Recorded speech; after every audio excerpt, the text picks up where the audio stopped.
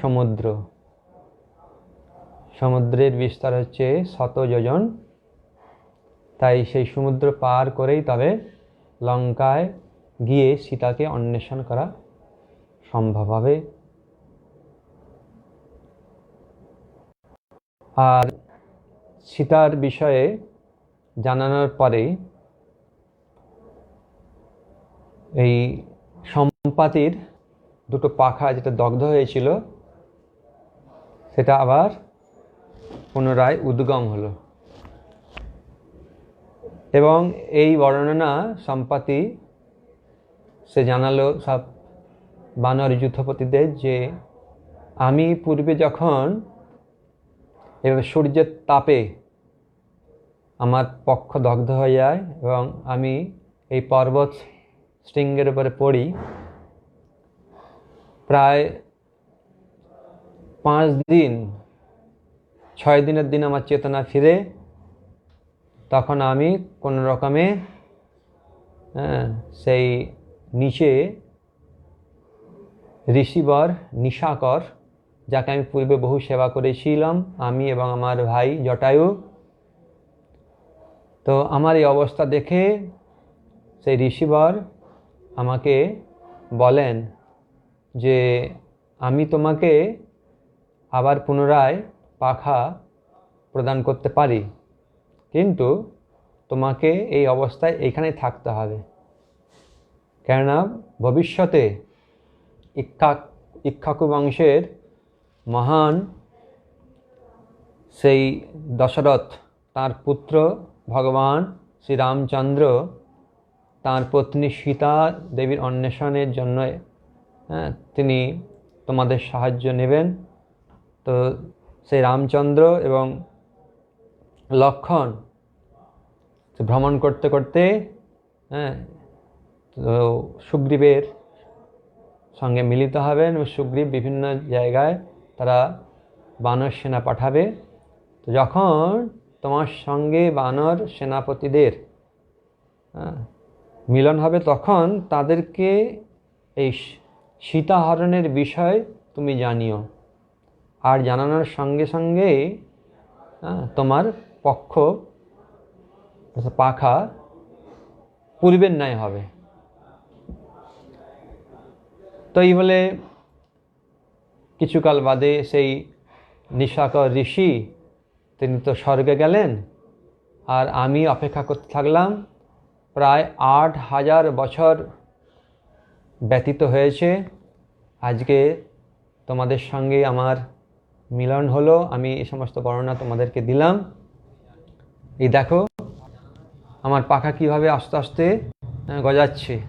বলতে বলতে দেখা গেল পূর্বের ন্যায় আবার সম্পাতি সে দুটো পাখা ফিরে পেল এবং সে দেখল যে সত্যিকারের কি আমার আগের মতো ওড়ার শক্তি রয়েছে, তাই সে উড়ে গেল। আর বারবার বলল যে তোমরাই পারবে, কেননা সেই ঋষিবর সেটাই বলেছেন, তো তোমরা চেষ্টা করো, তোমরা তো অনেকজন রয়েছো, এই সাগর লঙ্ঘন করে লঙ্কাপুরে গিয়ে সীতা দেবীর অন্বেষণ করো। তো সম্পাতি তো চলে গেল, আর এদিকে সমস্ত বানর যুথপতিরা তাদের সৈন্যদেরকে নিয়ে সেই সমুদ্রের দক্ষিণ প্রদেশে গিয়ে সেই মহান সাগরকে দেখে সকলেই চিন্তায় ব্যাকুল হয়ে গেল যে এত বিস্তার এই সাগরের কিভাবে আমরা লঙ্ঘন করব। তাই অঙ্গদ সমস্ত চিন্তাকুল বানর সৈন্য বা বানর সেনাপতিদের জিজ্ঞাসা করলেন যে এখন আমাদের মহান কার্য উপস্থিত হয়েছে সীতা দেবীর অন্বেষণের জন্য, এখন আপনাদের মধ্যে এইভাবে শোকাকুল হলে হবে না, আমাদের কার্য সিদ্ধি করতে হবে। আপনারা সকলে বলুন কার কি শক্তি রয়েছে। তখন এক একজন সব বলতে লাগলেন যে আমার 10 যোজন আমি লম্ফ প্রদান করতে পারি, লাভ দিতে পারি। কেউ বললেন 20, কেউ বললেন 30, কেউ বললেন 40, কেউ বললেন 50, 60, 70, 80। হ্যাঁ, সুসেন, তিনি হচ্ছেন বালির শ্বশুর মহাশয়, সেই সুসেন বললেন আমি 80 যোজন সাগর লঙ্ঘন করতে পারি, মানে লাম্ফ দিতে পারবো।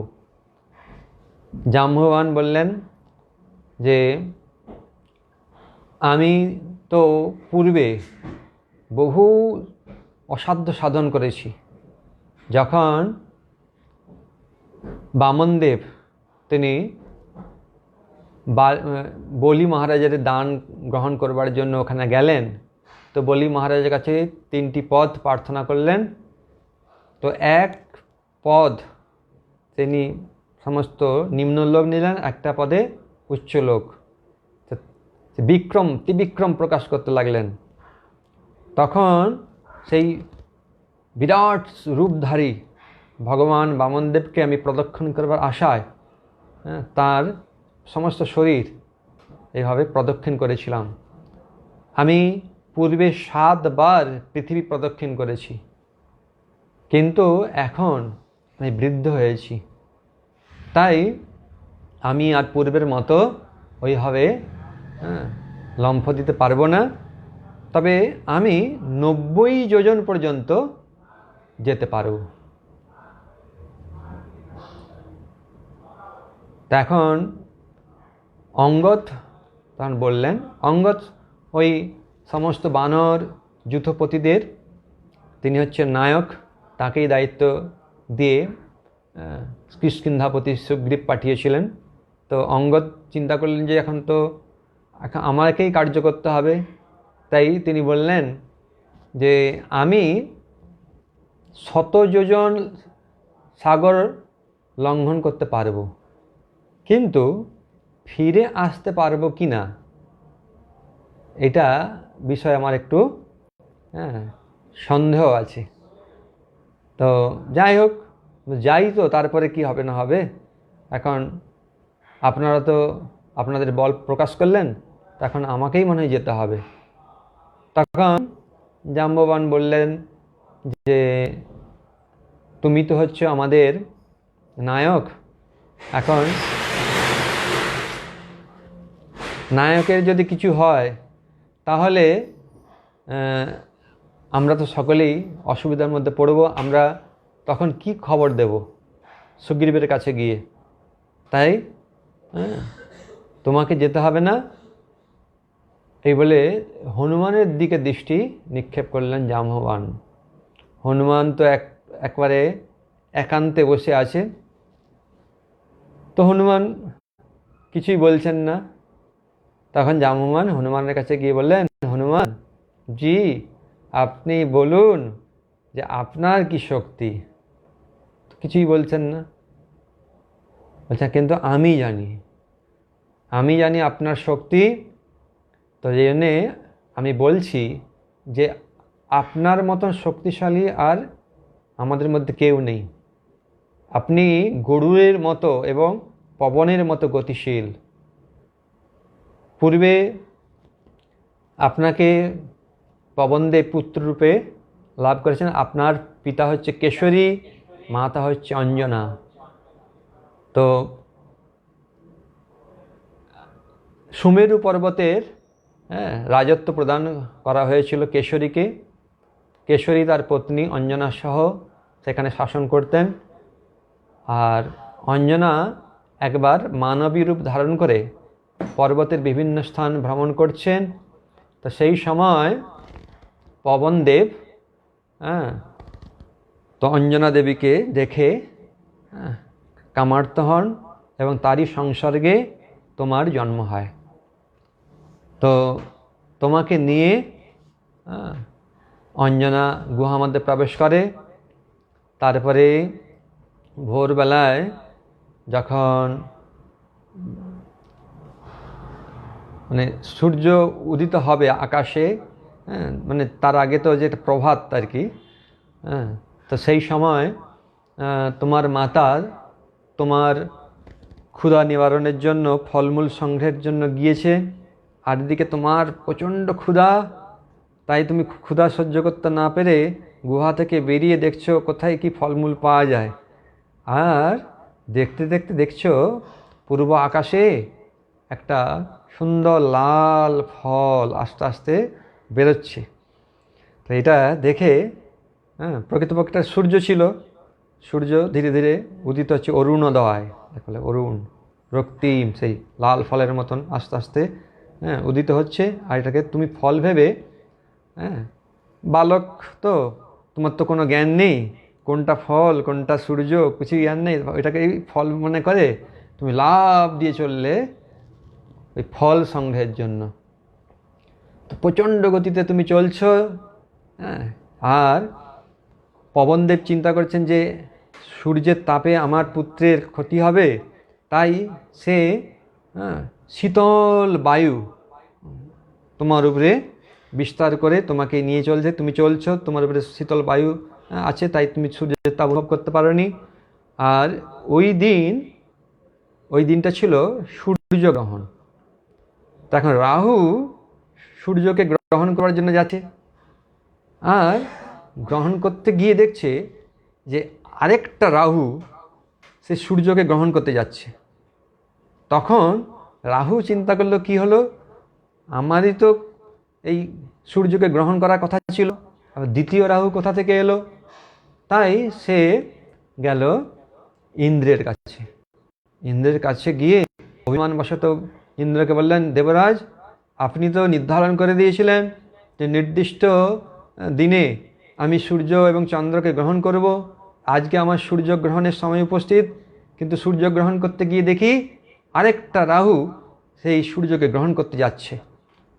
তখন ইন্দ্র বললেন, কি এই দ্বিতীয় রাহু কোথা থেকে এলো?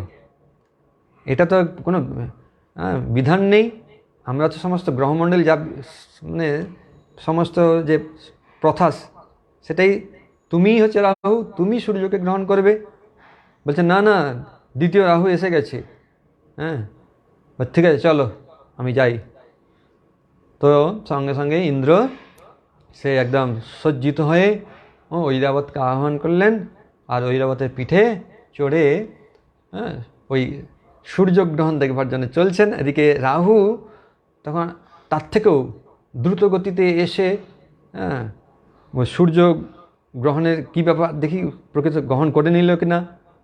তখন দেখছে যে মানে হনুমান দেখছে যে আরে এই আরেকটা ফল এখানে আছে, আরেকটা ফল।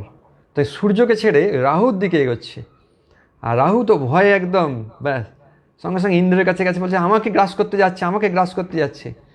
আর ওদিকে যখন রাহু চলে যাচ্ছে তখন দেখছে আরে আরেকটা ফল, মানে বেশ কালো ফল, একটা হাতি, না ওটা তো সাদা শ্বেত, দেখছে ওটা ফল ভেবে ওই হাতিকে গ্রাস করতে যাচ্ছে।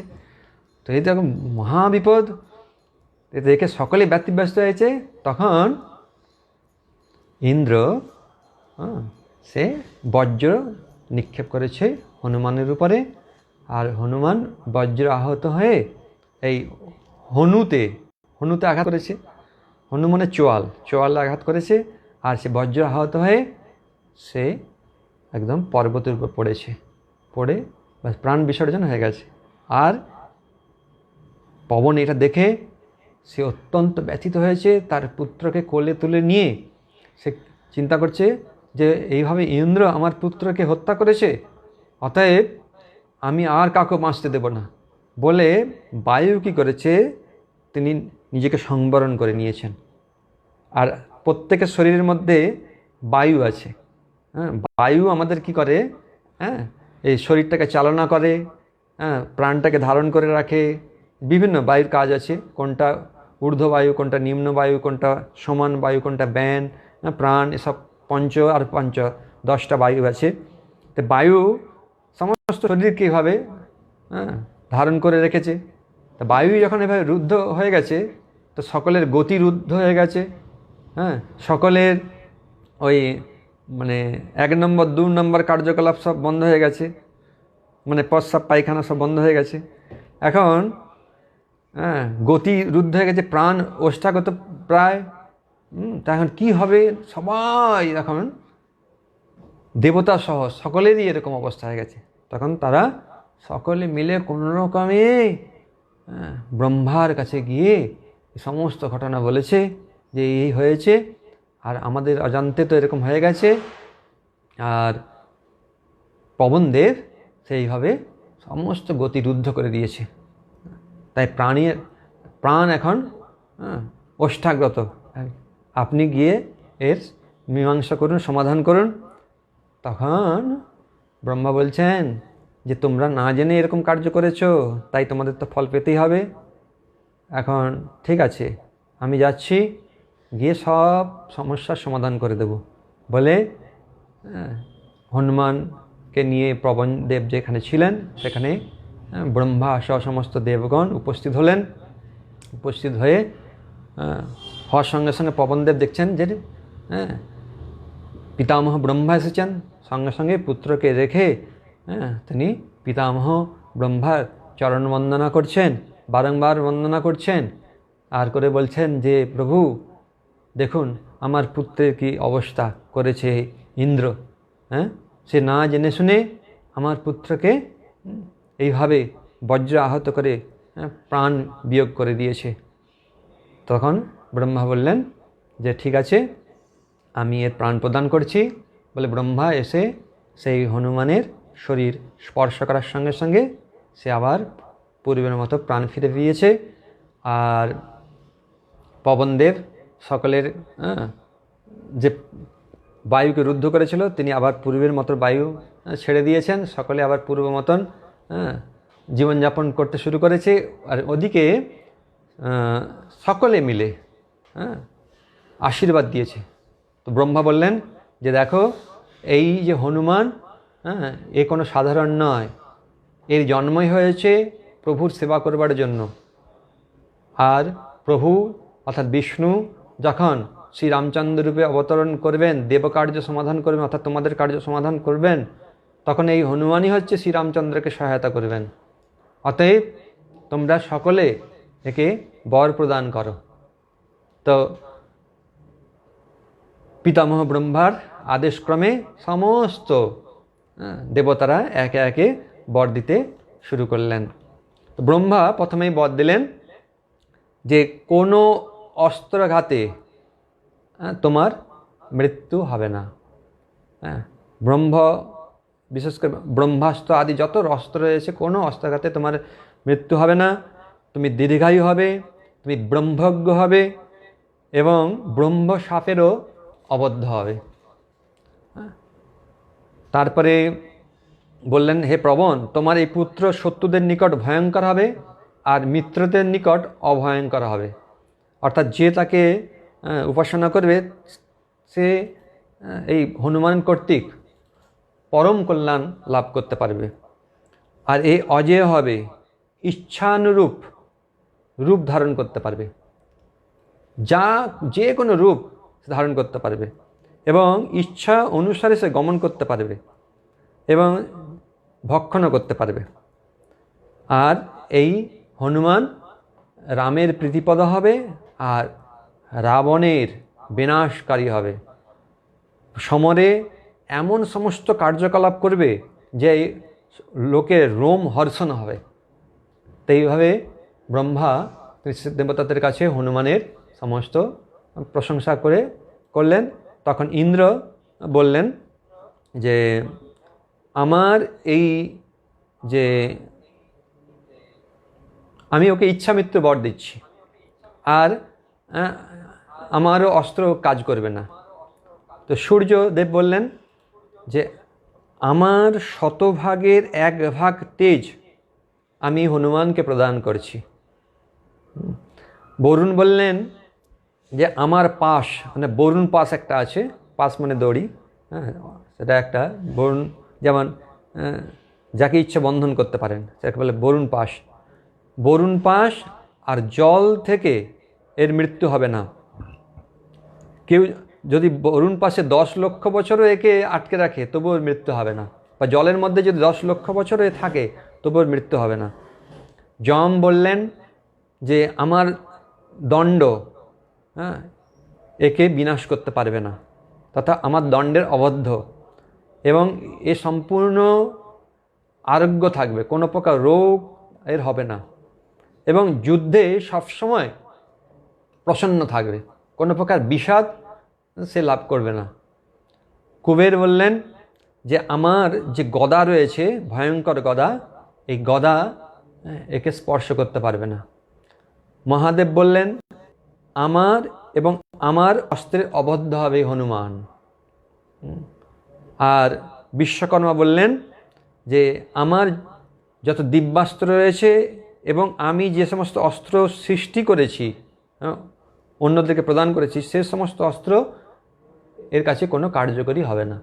এভাবে সমস্ত দেবতাগণ একে একে বর দিলেন। আর ইন্দ্র বললেন যেহেতু আমার বজ্রের দ্বারা এর হনু আহত হয়েছে, বাম হনু, বাম দিকটা হয়েছিল, তাই এর নাম হবে হনুমান। তো সেই থেকে এর নাম হলো হনুমান। আগে তো নামকরণ হয়নি, সবেমাত্র জন্ম হয়েছিল আর ফল খাওয়ার জন্য ছুটে গেছে, তো নামকরণ দেবতারা করে দিলেন, বিশেষ করে ইন্দ্রদেব, নাম হলো হনুমান। তাই এই হনুমান, তো তুমি জানো না, অর্থাৎ বলছেন এই ঘটনাটা, বলছেন অগস্ত্যমুনি পরবর্তীতে রামকে বলেছিলেন ঘটনা। আর একদিকে জাম্ববান বলছেন যে তোমার পক্ষে কোনো কিছুই অকার্য নয়, তুমি অসাধ্য সাধন করতে পারো, তোমার বল বিক্রম, ওই মানে সূর্যের মতো তোমার তেজ, আর তোমার গমন হচ্ছে গরুরের মতো, পবনদেবের মতো। তাই তুমি একমাত্র পারবে সীতাদেবীকে অন্বেষণ করতে। আর পূর্বে তোমার এরকম বল তুমি লাভ করার পরে কি হলো না, তোমার শক্তিতে একটু গৌরবান্বিত হয়ে তুমি ঋষি মুনিদের কাছে গিয়ে বিভিন্ন প্রকার উৎপাত করতে, কখনো তাদের এই যজ্ঞের যে সমস্ত চামচ, শ্রুক, শ্রুব, ওগুলো ভেঙে দিতে, যজ্ঞের কাষ্ঠ নিয়ে চলে যেতে, কি যজ্ঞের পাত্র ভেঙে দিতে, এইভাবে ফলমূলের গাছ, তাদের বাগান সব নষ্ট করতে, বিভিন্ন প্রকার উৎপাত তুমি করতে। তো ঋষিরা এই দেবতাদের আশীর্বাদকে স্মরণ রেখে তোমাকে কিছু তারা বলতেন না, কিন্তু তুমি তাদেরকে ভাবতে এরা নিরীহ, তাই একদম তোমার তেজে তুমি সেইভাবে ঋষি মুনিদের উপরে অত্যাচার করতে, পীড়ন করতে। তা এক সময় অঙ্গিরা আদি ঋষিরা তোমাকে অভিশাপ দেয় যে তুমি এই দেবতাদের বরে বলিয়ান হয়ে এইভাবে ঋষিমুনিদের উপর অত্যাচার করছো, পীড়ন করছো, তো তুমি এই সমস্ত শক্তির কথা ভুলে যাবে। তখন হনুমানজি বললেন হ্যাঁ আমার কি হবে? তখন তারা বললেন ঠিক আছে, যখন শ্রী রামচন্দ্রের এই বিশেষ কার্য উপস্থিত হবে, তখন তোমাকে যদি কেউ স্মরণ করিয়ে দেয়, তাহলেই তুমি আবার পূর্বের বল ফিরে পাবে। তাই জাম্ববান বলছেন যে আমি তোমাকে স্মরণ করিয়ে দিচ্ছি যে তুমি মানে অসীম শক্তির অধিকারী, তুমি সমস্ত দেবতাদের বর লাভ করেছো, কোনো অস্ত্র তোমার কার্য হবে না, তুমি শ্রীরামচন্দ্রের সেবার জন্যই জন্মগ্রহণ করেছো। তাই এই রাম কার্যের সময় উপস্থিত হয়েছে। এখন ভগবান শ্রীরামচন্দ্রের এই যে বিশেষ কার্য সীতাদেবী অন্বেষণে তুমি একমাত্র সহায়ক, তুমিই পারবে। অতএব তুমি জেগে ওঠো, তুমি নিজেকে সেইভাবে তৈরি করো এবং সাগর লঙ্ঘন করে সীতাদেবীর অন্বেষণ করো। তো জাম্ববানের এই কথায় হনুমান উৎসাহিত হলেন, আবার সমস্ত পূর্ব শক্তি সব স্মরণ হতে থাকলো। তার ধীরে ধীরে মনে হচ্ছে যেন আমার মধ্যে কি শক্তি রয়েছে, আমি এখনই ইচ্ছা করলে এই 100 যোজন সাগর কি আরও আমি সহস্র যোজন যে কোন স্থান আমি ভ্রমণ করতে পারি। তার মধ্যে সেই উদ্দীপনা জেগে উঠল। তারপরে সমস্ত বানরদের কাছে এবং যূথপতিদের কাছে বলল যে আপনারা কোনো চিন্তা করবেন না, হ্যাঁ, আমি শ্রী রামচন্দ্রের বিশেষ কার্য সীতা দেবীর অন্বেষণ করব, আর ফিরে আসা পর্যন্ত আপনারা সকলে অপেক্ষা করুন, আর আপনাদের কোনো চিন্তা নেই, আমি আপনাদের সমস্ত চিন্তা থেকে মুক্ত করব। অর্থাৎ তাদের চিন্তা ছিল যে আমরা কীভাবে কিষ্কিন্ধায় ফিরে যাব। কিষ্কিন্ধায় ফিরে গেলে তো আর আমাদের বাঁচার কোনো আশা নেই, কারণ মৃত্যুদণ্ড প্রদান করবে প্রখর দণ্ডধারী সুগ্রীব। তাই তারা কেউ যেতেও চাইছিলেন না। কিন্তু যখন তারা সম্পাতির কাছে এইভাবে জানলেন, তখন আশা সঞ্চার হলো। আবার সাগর দেখে তাদের মধ্যে আবার নিরাশা হলো। কিন্তু হনুমানের এই প্রকার উৎসাহিত বাক্যে তারা সকলে একদম প্রাণের সঞ্চার ফিরে পেল, না এখন আমরা প্রকৃতপক্ষে কৃতকার্য হয়ে গেছি। মানে এইভাবেই তারা চিন্তা করতে লাগলেন। আর হনুমান তখন আস্তে আস্তে করে উঠলেন, উঠে তারপরে পর্বতের উপরে উঠলেন। পর্বতের উপরে উঠে ধীরে ধীরে শরীরটাকে বাড়তে লাগছেন। আর তার কি বিশাল শরীর হয়ে গেল, বলছেন বিস্তারে 10 যোজন আর লম্বায় 20 যোজন। এইভাবে তার শরীর ধীরে ধীরে এত বৃদ্ধি করতে লাগলেন যে পুরো পর্বত শৃঙ্গ সব ভেঙে যেতে লাগলো, গাছপালা সব ভেঙে যেতে লাগলো। হ্যাঁ, তার মধ্যে সে কি শক্তি, তার মধ্যে কি তেজ, মানে তার চোখটা মনে হলো যেন চন্দ্র সূর্যের মতো অসীম একটা রূপ ধারণ করলো হনুমানজি। আর দেখে সমস্ত বানর যূথপতিরা এবং যত বানর ছোটোখাটো সব বানর রয়েছে, তারা তো হাঁ করে তাকিয়ে রয়েছে, বলে এই হনুমানের মধ্যে এত শক্তি কোথায় ছিল। হ্যাঁ, তারা দেখে একদম অবাক হয়ে গেছে। আর হনুমান ধীরে ধীরে ভাবে তার শক্তি বৃদ্ধি করছে। অবশেষে সকলকে বললেন যে এখন আপনাদের কাছে আমি বিদায় নিচ্ছি। এই বলে সমস্ত দেবতাদের কাছে প্রার্থনা করলেন, তাদের প্রণাম নিবেদন করলেন। করে হনুমানজি তিনি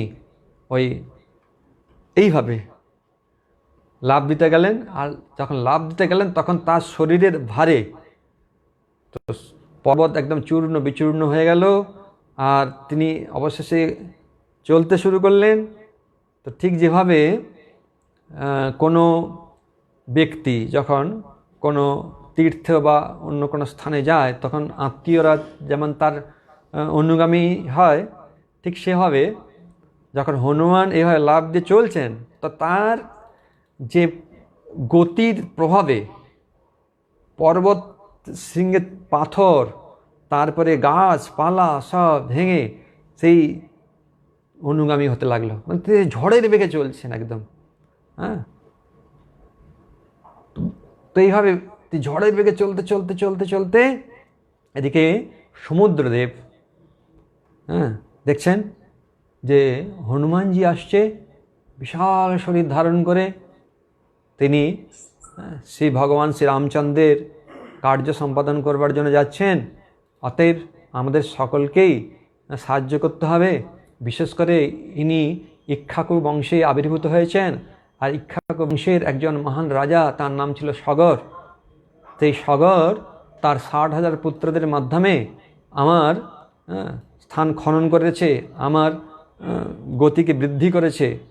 অতএব আমি ইক্ষ্বাকু বংশের কাছে ঋণী রয়েছি। এখন সুযোগ রয়েছে রাম কার্যে সহায়তা করবার জন্য। আর তাই মনে মনে চিন্তা করে তার বক্ষে অবস্থিত মৈনাক পর্বত রয়েছে, সেই মৈনাক পর্বতকে গিয়ে বললেন, মৈনাক, এখন হনুমানজি প্রভু শ্রী রামচন্দ্রের কার্য করবার জন্য যাচ্ছেন। অতএব একবারে 100 যোজন আমার বিস্তার, তো তাতে তার পরিশ্রম হবে। তাই তুমি আস্তে আস্তে ওঠো, উঠে তুমি ওই হনুমানকে বিশ্রাম করার সুযোগ প্রদান করো। কেননা আমি ইক্ষ্বাকু বংশকুল যে সগর মহারাজ, তার দ্বারা উপকৃত হয়েছি। তাই উপকারের প্রত্যুপকার করা উচিত। তখন মৈনাকে বললেন, হ্যাঁ আমিও পবন দেবের দ্বারা উপকৃত হয়েছি। কেননা যখন একবার মানে এই পর্বতদের পাখা আছে, তো পাখা অনুসারে উড়ে যেত, বিভিন্ন জায়গায় বসে যেত, তার ফলে শহর নগর সব নষ্ট হয়ে যেত।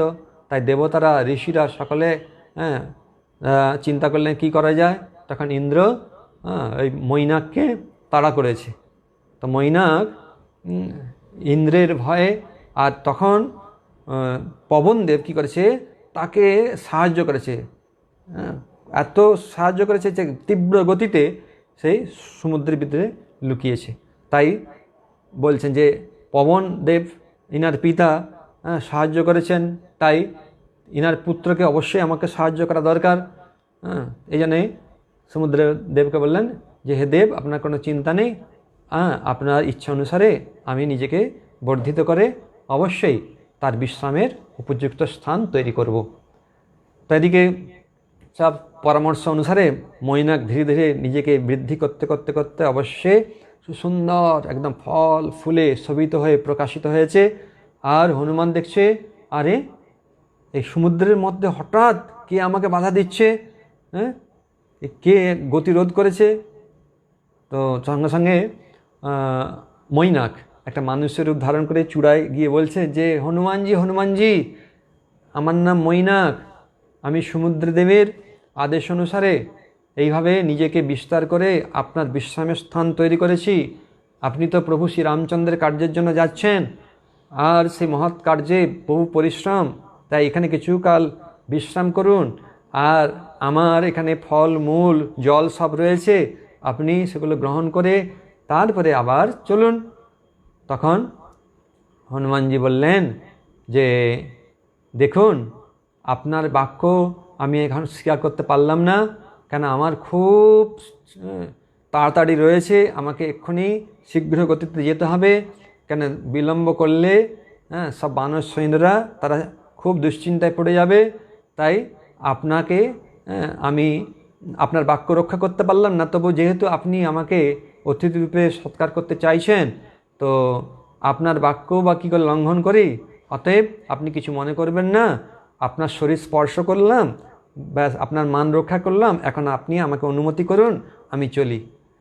তো মৈনাক সেই হনুমানের এই প্রকার বাক চাতুর্য বিজ্ঞতাপূর্ণ বাক্যে সন্তুষ্ট হয়ে বললেন যে ঠিক আছে, আপনি যান, প্রভু শ্রীরামচন্দ্রের কার্য সম্পাদন করুন।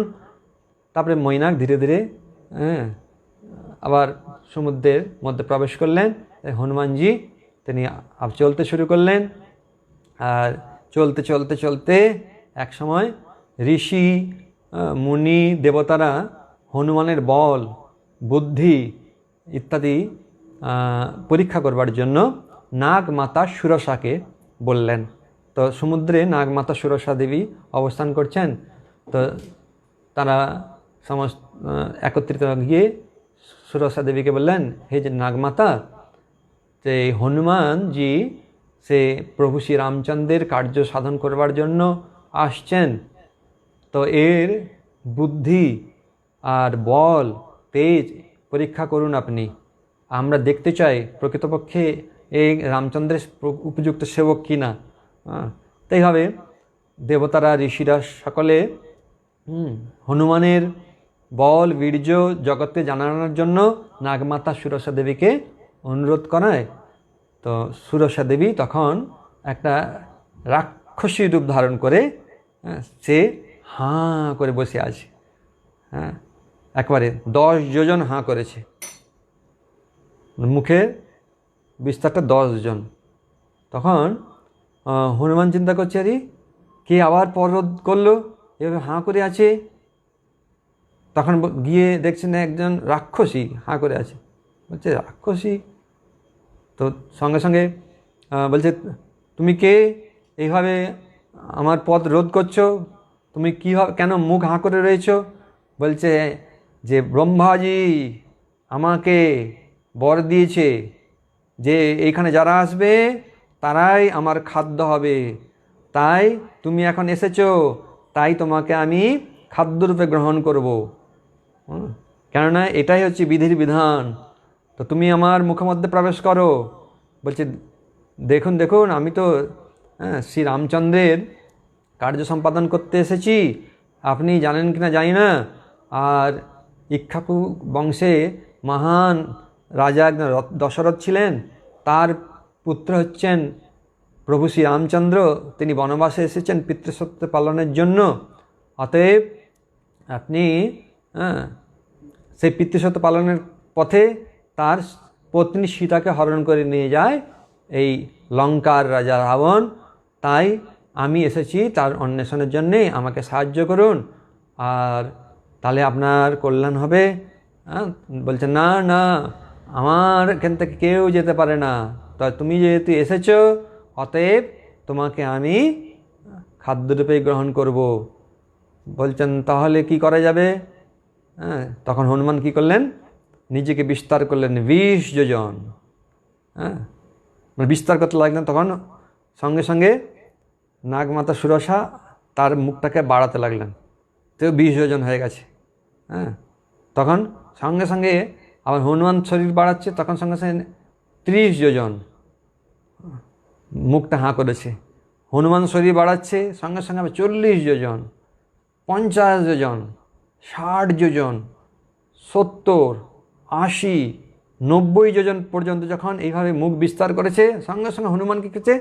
ছোট্ট হয়ে গেছে। ছোট্ট হয়ে গিয়ে মুখের মধ্যে ঢুকে গেছে। ঢুকে গিয়ে বললেন, এক আপনার শরীরে প্রবেশ করলাম, এখন আমি বেরিয়ে যাচ্ছি, আপনার কথা রক্ষা হলো, আমার কথা থাকলো, এখন আমি চললাম বলে তীব্র গতিতে সে একদম নাগমাতা সুরসাকে প্রণাম জানিয়ে তখন বললেন যে না না, আপনি রাক্ষসী নন। কেননা আমাকে সুগ্রীব বলেছিলেন যে সমুদ্রের মধ্যে এরকম নাগমাতা সুরসা আছেন, তাকে প্রণাম নিবেদন করে যাবে, তার আশীর্বাদ নেবে। তাই আপনি আশীর্বাদ করুন যেন আমি প্রভু শ্রী রামচন্দ্রের কার্য সম্পাদন করতে পারি। এইভাবে নাগমাতা প্রণাম করে তার আশীর্বাদ নিয়ে হনুমানজি আবার চলতে শুরু করলেন। চলতে চলতে দেখছেন বেশ অনেকটা চলেছেন, চলতে চলতে দেখছেন আস্তে আস্তে গতিরুদ্ধ হয়ে যাচ্ছে। কি হলো? কে আমার গতিরুদ্ধ করলো? আমি তো একদম মানে বায়ুর বেগে চলছেন হনুমানজি, তো আমি বায়ুর বেগে যাচ্ছি, তা কে আমার গতিরুদ্ধ করলো? তো নিচের দিকে তাকিয়ে দেখে না একটা রাক্ষসী। সে বলল যে আমি তোকে আজ খাবো, অনেক দিন বাদে তোকে আমি পেয়েছি, আমি অত্যন্ত ক্ষুধায় পীড়িতা, আয় তোকে আমি খাই বলে কী করেছে না, তার ওই ছায়া, ওর একটা শক্তি ছিল, ছায়া, যার ছায়া পাবে সে ছায়াকে সে ধরে রেখে দেবে, ব্যাস, আর সে যেতে পারবে না। এইভাবে তাকে আকর্ষণ করে ওই রাক্ষসীটি আহার গ্রহণ করে। তো যখন হনুমানজি এভাবে যাচ্ছেন, তো ছায়া পড়েছে, তো ছায়াকে ধরেছে, ব্যাস হনুমানজি গতিরোধ হয়ে গেছে। তো হনুমানজি তখন বিপদে পড়ে গেছেন। কি হলো?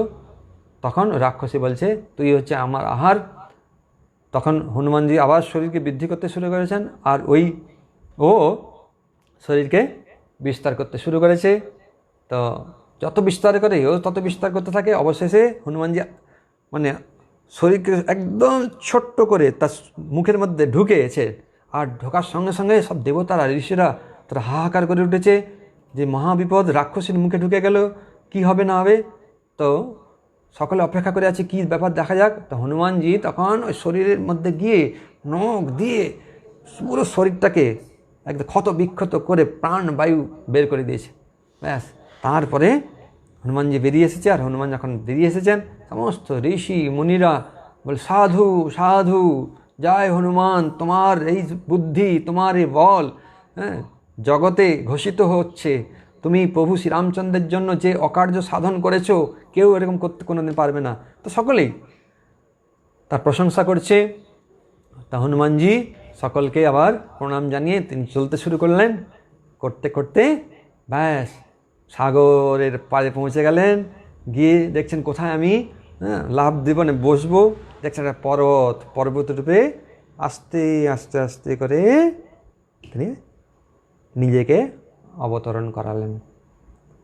লঙ্কায় হনুমানজি প্রবেশ করলেন সাগর লঙ্ঘন করে। হরে কৃষ্ণ।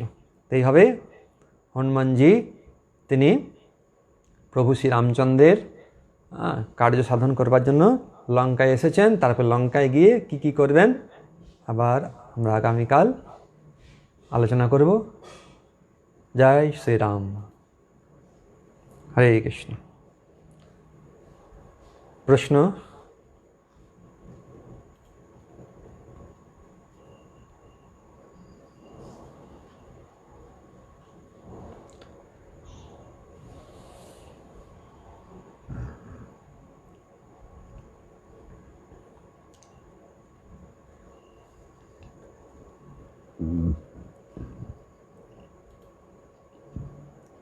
শ্রীনিবাস প্রিয় প্রভু পানিহাটি থেকে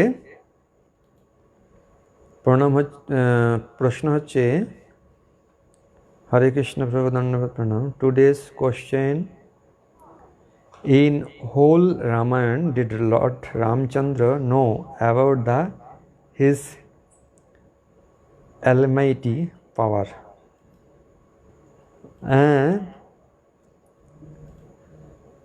রামচন্দ্র সবই জানেন, কিন্তু তবুও তিনি মানব রূপে লীলা করছেন, তো তাই তিনি সকলকে সুযোগ করে দিচ্ছেন। কেননা প্রভু তো সব কিছুই করতে পারেন, এবং মাঝে মাঝে তিনি তো সেটা বলছেনও সকলের কাছে যে আমি ইচ্ছা করলে এই দেবতা দানব সকলের যদি সম্মিলিতভাবে আমার বিরুদ্ধে যুদ্ধ ঘোষণা করে, তাহলে আমি একাই সকলকে পরাস্ত করতে পারবো। কিন্তু তবুও দেবতাদেরকে তিনি সুযোগ দিয়েছেন। প্রভু যখন আসবেন তখন দেবতারা গিয়েছিলেন প্রভুর কাছে ব্রহ্মাসহ। তখন প্রভু ভগবান বিষ্ণু বললেন যে তোমরাও সকলে অংশে বানরকুলে জন্মগ্রহণ করো, আর তোমাদের সাহায্যেই আমি এইভাবে রাক্ষস রাজ রাবণকে বধ করব। তো প্রভুর যে সমস্ত কথা আছে, কিন্তু লীলার জন্যে তিনি এইভাবে মানব রূপে কিভাবে লীলা করতে হয় সেটা খুব সুন্দরভাবে তিনি দেখিয়েছেন। যে একজন আদর্শ শিষ্য রূপে, একজন আদর্শ পুত্র রূপে, একজন আদর্শ ভ্রাতা রূপে, একজন আদর্শ রাজা রূপে, প্রভু রূপে কীভাবে কার্য করতে হয় তার লীলার মাধ্যমে শিক্ষা দিয়েছেন, এবং আদর্শ পতি রূপে সেটাও দেখিয়েছেন। আদর্শ বিশেষ করে রাজা,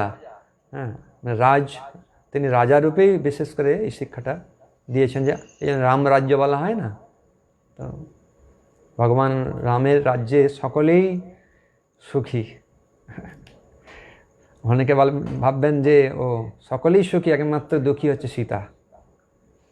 না, কিন্তু আমরা জানি এটা যদি আমরা আধ্যাত্মিক দৃষ্টিকোণ দিয়ে বিচার করি তাহলে এর উত্তর আমরা পাব। আগেও আমি বলেছি এবং বারংবার সেটাই আমরা স্মরণ করব যে ভগবান তিনি বিপ্রলম্ভ রস ভক্তকে আস্বাদন করাচ্ছেন, যার মাধ্যমে ভক্ত আরও বেশি করে প্রভুকে স্মরণ করতে পারেন। আর বিপ্রলম্ভের পর যখন মিলন হয় তখন আরও মধুর হয়। তারপরে আরও অনেক অনেক অনেক ঘটনা রয়েছে, সব ঘটনা একত্রিত করে এভাবে রয়েছে।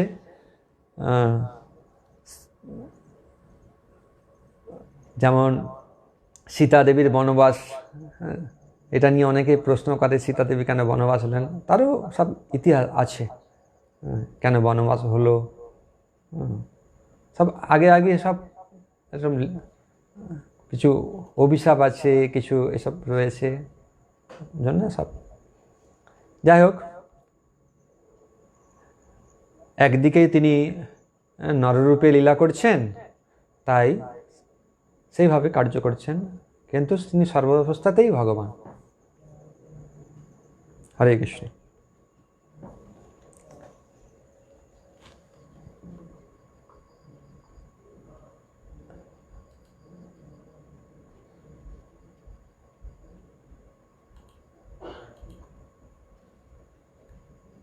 রাম প্রশ্ন কৃষ্ণ সেবক প্রভু, তাই তো?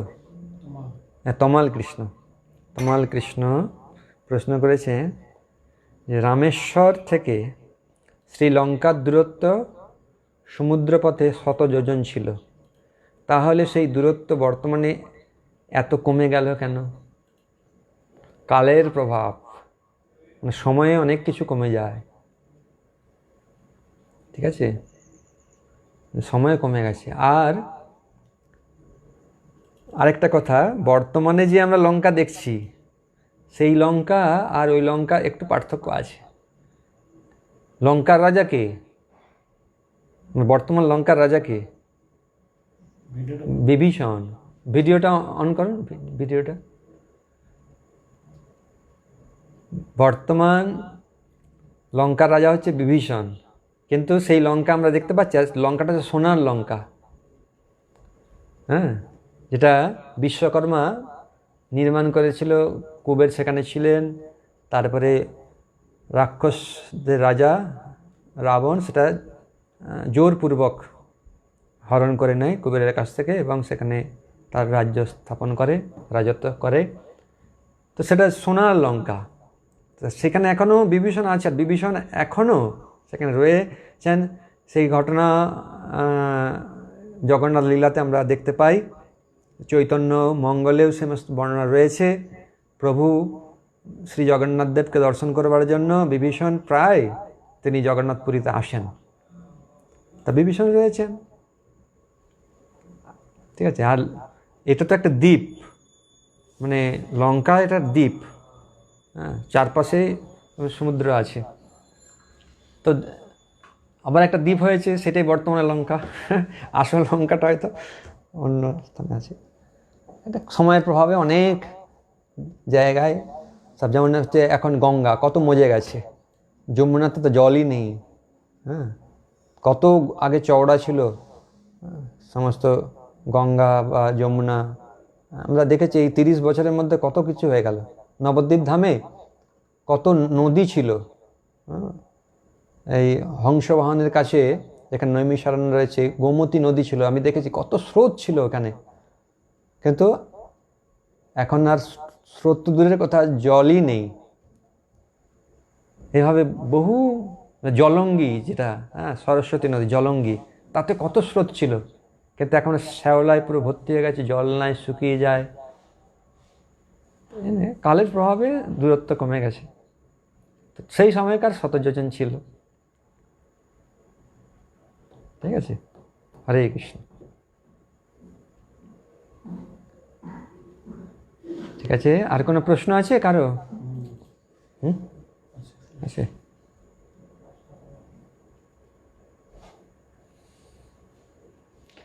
উলুবড়িয়া থেকে অতনু ভক্তা প্রশ্ন করেছেন, ভক্তা না ভক্ত? ভক্ত, ভক্তা, ঠিক আছে। হরে কৃষ্ণ প্রভু, দণ্ডবোধ প্রণাম। বায়ু প্রভু 10টি বায়ুর নাম কি কি?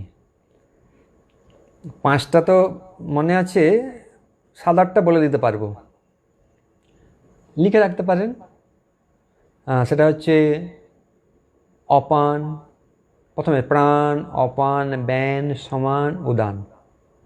প্রাণ, অপান, উদান, ব্যান, সমান, ঠিক আছে। তারপরে হচ্ছে ধনঞ্জয়, আর ধনঞ্জয় এক্ষুনি নাম কয়েকটা মনে পড়ছিল, এবার আমি কালকে দেখে আর 5টার নাম বলে দেবো, ঠিক আছে। আর 5টার নাম সূক্ষ্ম বায়ু, একদম খুব সূক্ষ্ম, আর 5টা বায়ু রয়েছে। হরে কৃষ্ণ। আমাদের বায়ু কী করে শরীরটাকে, এই যে সমান বায়ু, যেটা ব্যালেন্স রাখে শরীরটাকে, ভারসাম্য বজায় রাখে, সমান, হ্যাঁ, সেরকম অপান বায়ু যেটা নিম্নগামী, হ্যাঁ। তারপরে উদান বায়ু ঊর্ধ্বগামী। প্রাণবায়ুটা কী হচ্ছে, আত্মাটাকে ধরে রেখেছে, বলে না প্রাণবায়ু চলে গেল, অর্থাৎ এই প্রাণবায়ুর মাধ্যমে আত্মাটা শরীর থেকে বেরিয়ে যায়, তো এইভাবে প্রত্যেকটা বায়ুর এখন কাজ রয়েছে। সংকোচন, প্রসারণ এ সমস্ত কাজে সহায়তা করে, শরীরকে ব্যালেন্স রাখে, ভারসাম্য বজায় রাখার জন্য চেষ্টা করে। হ্যাঁ, এই ছুটছি কি বসে আছি এসব। বায়ু যখন বিকার প্রাপ্ত হয় তখন কি হয়, শরীরে বিভিন্ন প্রকার রোগ দেখা দেয়। শরীরে আমাদের 3টা ধাতু আছে, কফ, পিত্ত, বায়ু। এই কফ, পিত্ত, বায়ু সমস্যা হলেই, মানে যখন কফ, পিত্ত, বায়ু প্রকোপিত হয় তখনই শরীরের মধ্যে বিভিন্ন প্রকার রোগের প্রাদুর্ভাব হয়। এই যে পঙ্গু, প্যারালাইসিস যেটা বলা হয়, এটা হচ্ছে বায়ুর প্রভাব। তারপরে পায়ের যন্ত্রণা, হাতের যন্ত্রণা, মাথার যন্ত্রণা সব বায়ুর প্রভাব। বা কোনো কোনো সময় মাথার যন্ত্রণাও হয় হচ্ছে কফের প্রভাবে হয়। এরকম পিত্ত দূষিত হলে জন্ডিস রোগ হয়, তারপরে উদর পীড়া হয়, অনেক রকম হয়।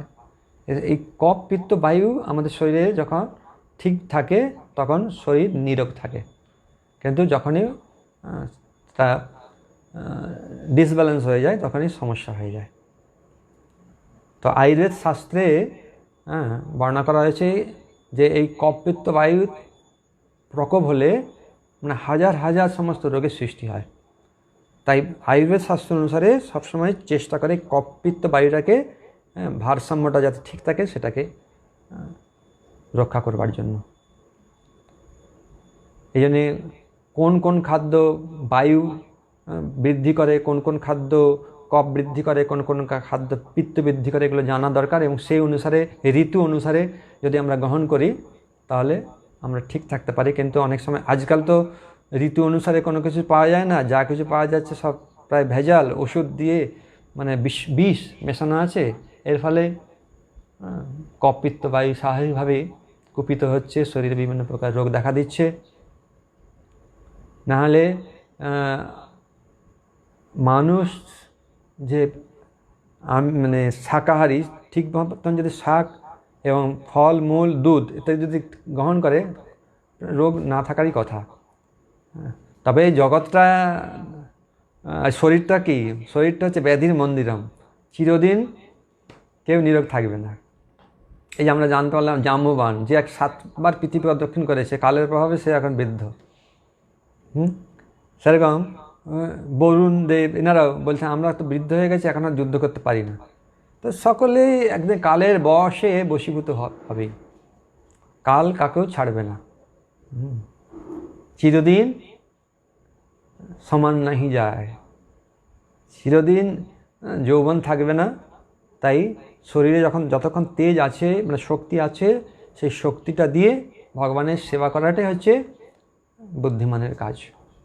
কেননা সবসময় আমাদের জানতে হবে যে শরীরের শক্তি বেশি দিন থাকবে না, তাই যতক্ষণ আছে ততক্ষণ সেবায় লাগাতে, সেবায় লাগাই, এটাই হচ্ছে একটা বিচার্য বিষয়। হরে কৃষ্ণ।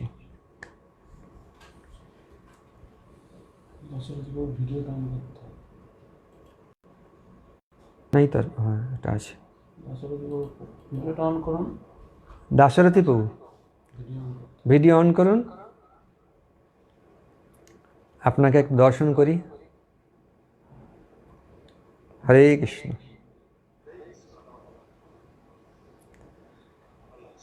ধন্যবাদ, প্রণাম। কোয়েশ্চেন হচ্ছে, হনুমানের শক্তির কথা জাম্বুবান কিভাবে জেনেছিলেন? তো তিনি ঋষি মুনিদের কাছ থেকে জেনেছিলেন। কেননা জাম্বুবান তো বহু মানে বছর ধরে রয়েছেন। এখন প্রশ্ন হচ্ছে আরেকটা, যে যখন সুগ্রীব বালি কর্তৃক বিতাড়িত হলো, তখন তো হনুমানজি সুগ্রীবের সঙ্গে ছিলেন, তাহলে কেন বালিকে পরাস্ত করে সুগ্রীবকে এভাবে রাজা করলেন না? তখন হনুমান জানতেন না, আর সেই সময় জাম্বুবানও ছিলেন না। তো জাম্বুবান যখন এলেন তখন হ্যাঁ, তিনি এই সময়, এই উপযুক্ত সময়ে আর কি উপযুক্ত তথ্য দিয়েছেন। তো উনি জানতেন, কেননা উনি তো সেই সময় ছিলেন, হনুমানের জন্ম, দেবতাদের আশীর্বাদ এসব তিনি দেখেছেন। হ্যাঁ, তাই তিনি জানতেন। হরে কৃষ্ণ।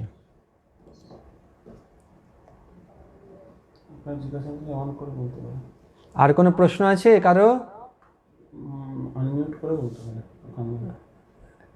আপনারা আনমিউট করুন, করে যদি থাকে বলতে পারেন। হ্যাঁ,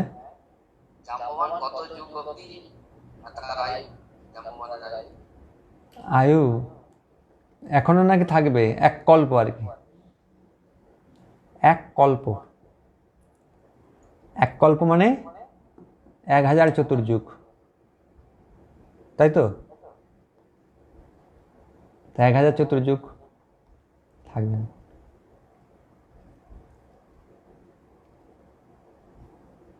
যেমন মার্কণ্ড মুনি কত আয়ু জানেন তো? 7 কল্প। আরেকজন ঋষি রয়েছেন, তার নাম হচ্ছে লোমশ ঋষি। তার ছাতিতে চুল আছে, হ্যাঁ, তো একটা করে লোম আর কি, লোমটা খসে পড়ে একটা কল্পে। তাহলে তার কত আয়ু এবার চিন্তা করুন।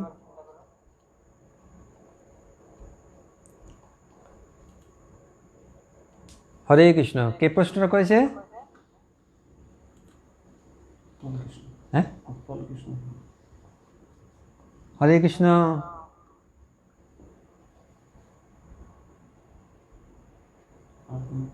ঠিক আছে, আর কোনো প্রশ্ন আছে? রাখি এখানে, কীর্তন করি।